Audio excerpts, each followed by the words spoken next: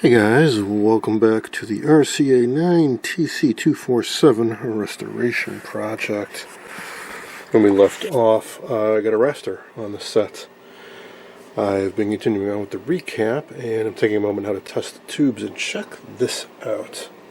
I have never seen an RCA set from the 40s with this many original tubes in it. All the ones that say RCA Victor are original tubes from 1949. These I'm not sure about. That's a newer logo, so these are replacements. These I'm not sure, but it does seem very likely that they had to set service at some point by an RCA dealer and they put in newer RCA branded tubes. But wow. So I suspect this is a rather low hour set, confirmed by the picture tube being quite fresh and the set being super clean, and no work had ever been done on this set. All original caps. So now I'm curious to see how well these tubes test, so let's get to it and see if there are any weak ones in the mix. But before we do that, I need to mention something else. So when I left off, I also had tried to feed a signal in and discovered the tuner wasn't working. It just rotates, there's no click. And I thought maybe the bearing rides along a track here and snaps into place with a spring might be bad. Well, little snag here. I don't know how to get into this tuner. This thing's built like a tank. So the tuner is a separate sub-assembly inside of this metal box, which is a solid metal bottom. So I cannot get into this. It's encased in metal on all sides. It's up top. So how do you get in there? Well, you see some screws on the side, right? Well, that doesn't take the side off because it just wraps around. I think what you need to do is take these screws off, and I think there are some underneath going in, but the real problem is there are 3 or 4 screws on this side going in right next to the CRT. The only way I can get at those is to take this out and take this band off. I really don't want to do that because it's mounted super nice. It's in there very securely. I don't want to take all this stuff apart, but the tuner didn't work. And I don't see any way around it other than to just take this whole thing apart. That's why I started testing tubes. While I ponder what to do about the tuner, I can at least work on these. All the miniature tubes tested good. However, a few of the 6SN7s were marginal, so I replaced those. Almost done replacing the paper caps. Got a few down here, a few up there. What I really want to do is actually see an image on the screen. Still haven't figured out how to get into that. So what I'm doing is injecting a video signal. So right to the grid of the first video amp.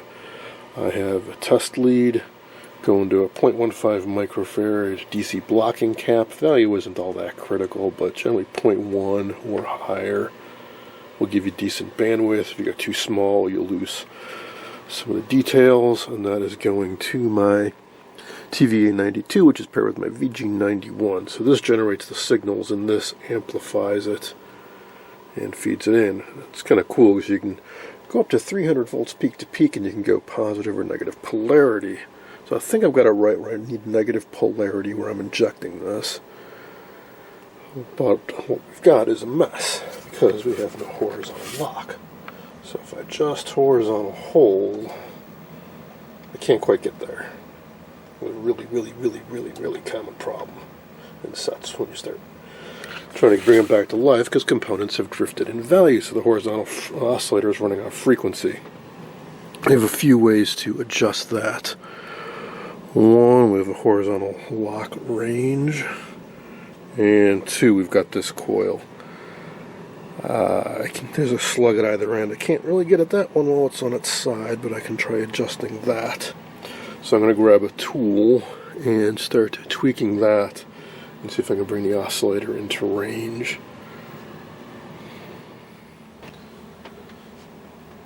Alright, let's see what we can do here. Got the control in the center of its range. Idea being, if I do the course adjustment, and I think we got it. We need vertical.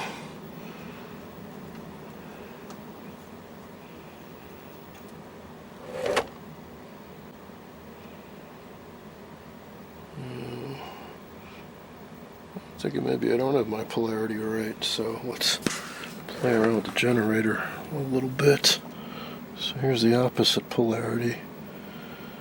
No, people are kind of looking inverted. Yeah, okay, that's definitely the wrong way.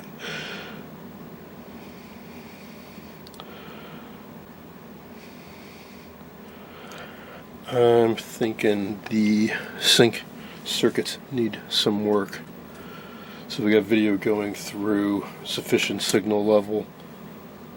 The horizontal and vertical hold controls are doing their thing, but it's just not giving me a stable lock. That's okay, that's okay. At least we know the video amp's working and signals are getting through.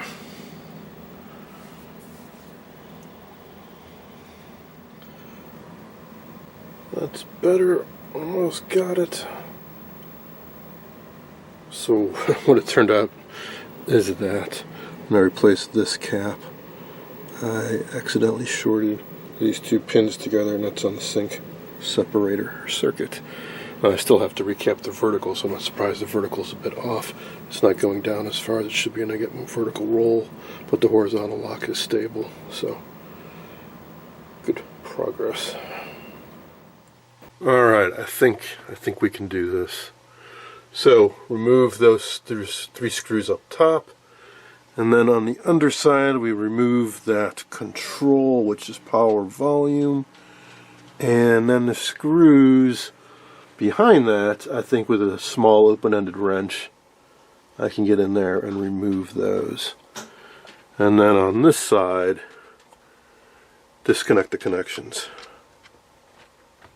And I think it will all come out.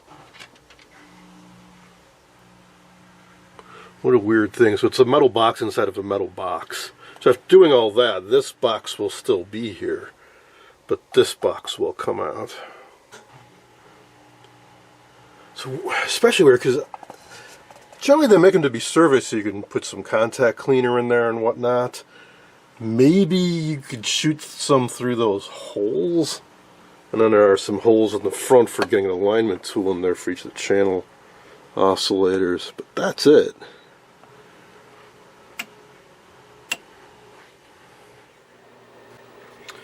Yep. Take out the screws up here. And it turns out you have to take out one here and a couple along there. Disconnect a whole bunch of wires in here. And yep. It's just ready to come out, but there is one connection I need to disconnect up there, which is the antenna feed. So we need to disconnect that coil there, then I think it'll come out. Well, here she is. Another fiendishly complicated device. One thing I can tell right away is if I rotate the channel knob, the wafers inside are rotating. So back to my original thought that a ball bearing fell out.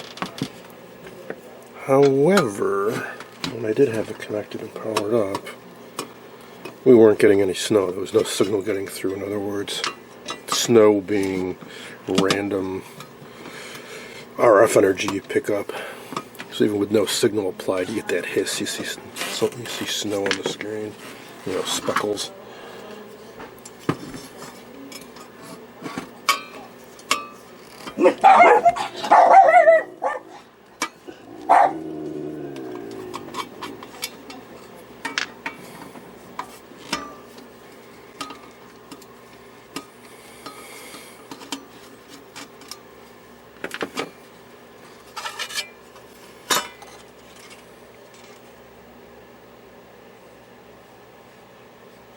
Yep, What's missing?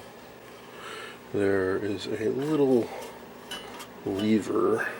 You guys probably can't see it. I'll try to rotate it around this way. There we go.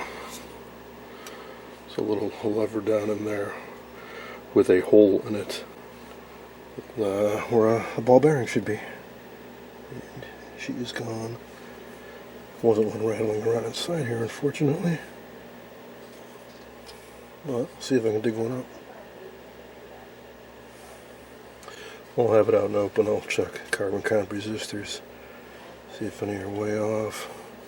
Otherwise, there's no reason to go touching or tweaking anything.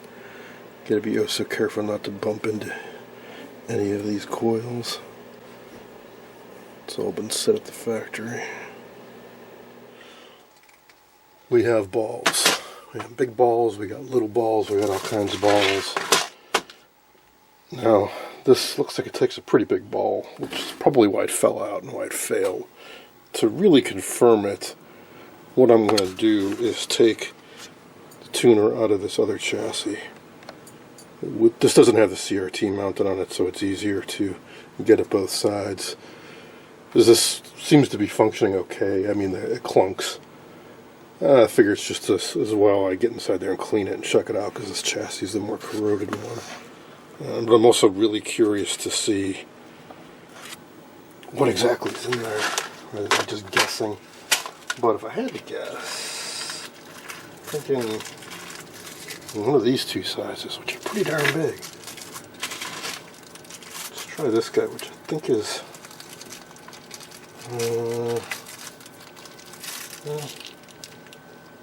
it's fourth largest size. 5/16, 11/32, something like that. Ooh, oh god, it's like one of those damn games. You gotta get the ball, roll it around.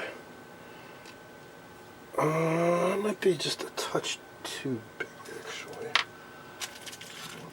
Alright, so hopefully you guys can see this. I'm thinking the arm may be damaged. I really got to get that other tuner out. So there's my ball. And there's the arm that's supposed to be pressing down on it. And there, the curved piece of metal, there's a hole in it. And the ball should be right resting in that hole and then line up with the holes down here. And it does not. Not even close. Well, actually I don't even need to bother taking the other one out. I know what the problem is. This is broken. This is the piece that's supposed to be riding against the ball on that side, and then this goes to the shaft. It was rather bent. This is probably supposed to be flat. And metal fatigue on either side here. It was just barely hanging on. I went to straighten it out a little bit and it just fell out of the tuner. So that's why nothing was lining up, because that was just flat out broken off. Okay, so what do? Well, I do have the part set out in the garage. It also has a freely rotating tuner knob, but maybe that part, maybe the ball just fell out and that part's okay. I don't know, we can check that out. Here's the other thing, this should still work even without the ball if we carefully rotate this around such that we engage the channel we want. It's just going to be a little tricky to do. But for now, I'm going to take a break. That's a little disappointing, but at least now we know. Now we know what's going on. It's going to be it for now. Thanks for watching.